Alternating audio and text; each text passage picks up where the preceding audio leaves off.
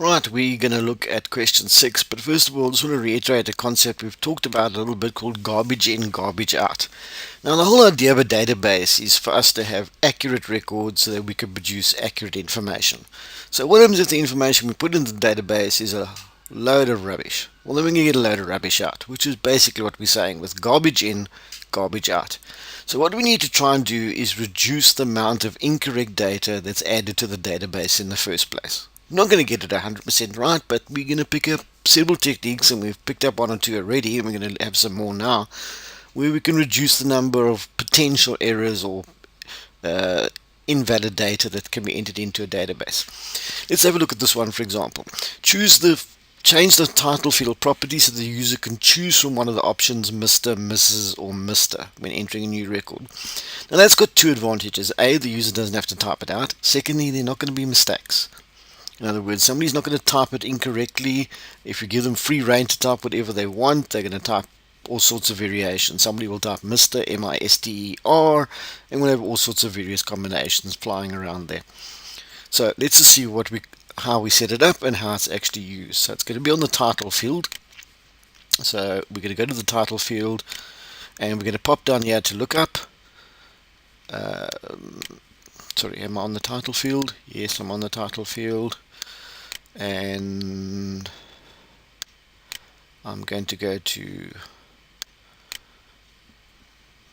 look up, and where it says text box, I'm going to go there and I'm going to say I want a list box or a combo box. Okay, very similar. They both allow you to choose options. The list box will allow the user to only choose from a fixed set of values.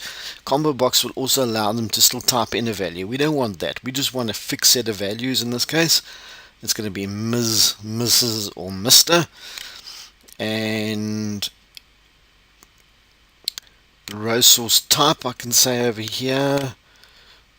So I've chosen list box there. I can say I want it to be a value list, and then I can simply just put in my values over here. So I can say my values are, what were they again? Ms., and I separate them by semicolons, Mrs. and Mr. You might be saying, well, it doesn't seem to do anything. Well, we're not going to see it here until we go into the datasheet view. So we've changed the display control to list box, we've changed the row source type, and we've changed the row source to actually go and list those particular values. There are other ways of setting it up. I think this is the easiest in terms of when you have to, in case you have to come back and add more values later on. Let's just say we have to go and add doctor to it later on. It's easy enough to add a value in later on. Okay, let's go and see how that works practically. And we'll go into datasheet view. Yes, I do want to save the table. Now when I go to title, I can now choose one of those values. So not only does it save time for the person inputting it, we're now guaranteed that they're going to choose a valid value. When we say valid, it can be one of the appropriate. They may still type in the incorrect value, but we are reducing the number of errors in terms of spelling and things like that. So that's not too shabby.